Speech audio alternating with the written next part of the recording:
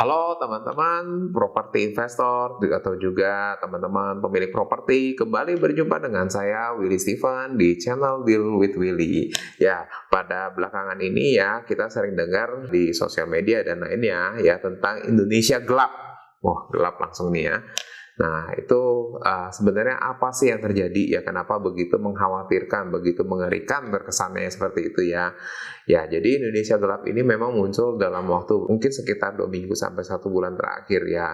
Ini satu gerakan yang terjadi di masyarakat ya terhadap pemerintah yang saat ini sedang berjalan. Indonesia gelap ini merupakan satu respon ya dari masyarakat terkait kondisi Indonesia yang ada saat ini. Kita semua tahu dan masyarakat juga merasakan ya untuk hal-hal yang terjadi saat ini seperti misalnya ya yang terjadi itu seperti mega korupsi ya, kemudian pencucian uang, kemudian juga ada isu tentang tapera, tentang IKN ya, kemudian juga tentang kasus gaji guru kecil ya, kemudian juga ada tentang kriminalitas yang tinggi ya, nepotisme, rupiah lemah ya, dan terjadinya PHK besar-besaran, termasuk juga banyak perusahaan-perusahaan besar yang tumbang. Seiring berjalannya gerakan seperti ini tentunya memberikan rasa pesimis yang ada di masyarakat kita. Tetapi bagaimana dengan kita sendiri? Ya, saya dan kamu dan teman-teman semua, terutama kita yang berada di dunia properti. Pastikan kamu nonton sampai habis video ini. Jangan lupa like dan subscribe dulu ya video ini. Ya, juga aktifkan lonceng notifikasi supaya kamu tidak ketinggalan video saya berikutnya.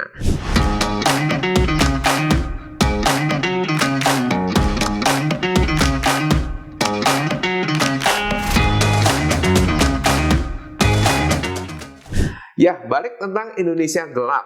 Ya, jadi ini merupakan refleksi yang terjadi di masyarakat.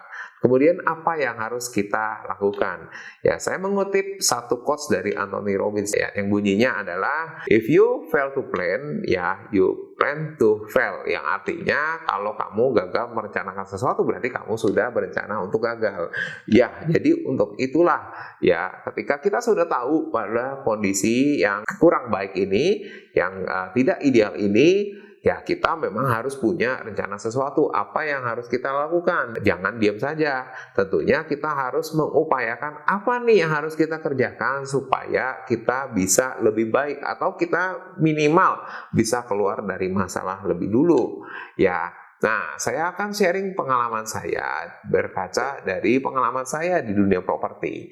Ya, terutama bagi kamu yang memang punya aset-aset properti, ya tentunya aset-aset properti ini harus diberdayakan, harus dikelola, harus dikerjakan, dikaryakan supaya bisa menghasilkan.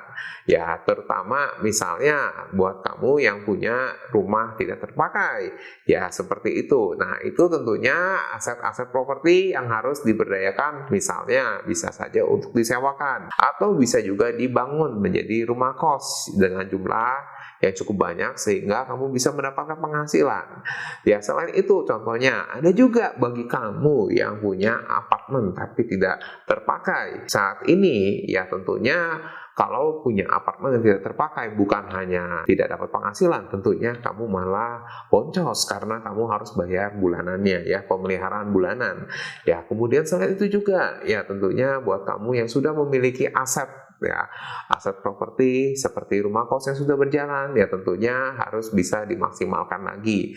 Ya, nah selain itu apalagi yang bisa dikerjakan? Mungkin buat kamu yang aset propertinya memang tidak bisa dimaksimalkan, ya mungkin ada opsi lain seperti misalnya dijual dan kemudian kamu juga memiliki rencana-rencana lain supaya tentunya kamu bisa mendapatkan keuntungan atau juga bisa mulai masuk ke investasi di tempat lain. Ya, itulah contoh hal-hal yang bisa dilakukan. Ya, tentunya ya semua ini jika kamu memiliki kendala, jangan khawatir, karena kami punya solusinya.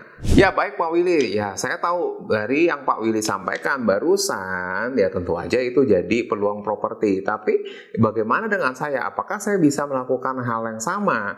Kan tentunya saya belum pengalaman dan sebagainya. Ya itulah sebabnya kami bisa berikan solusi kepada kamu semua.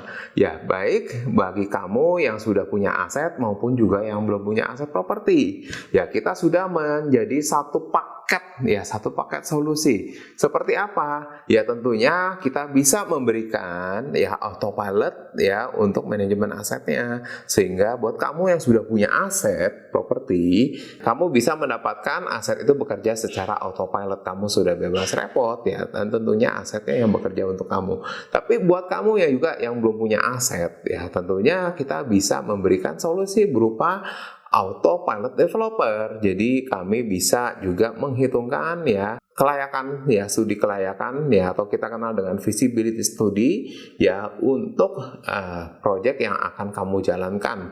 Dalam hal ini ya membangun rumah kos misalnya ya, atau juga melakukan pembelian akuisisi properti lainnya ya. Selain itu juga bagaimana kamu juga punya rencana untuk membeli properti, tapi misalnya dengan pinjaman atau kredit ya, itu pun juga bisa kita bantu perhitungkan.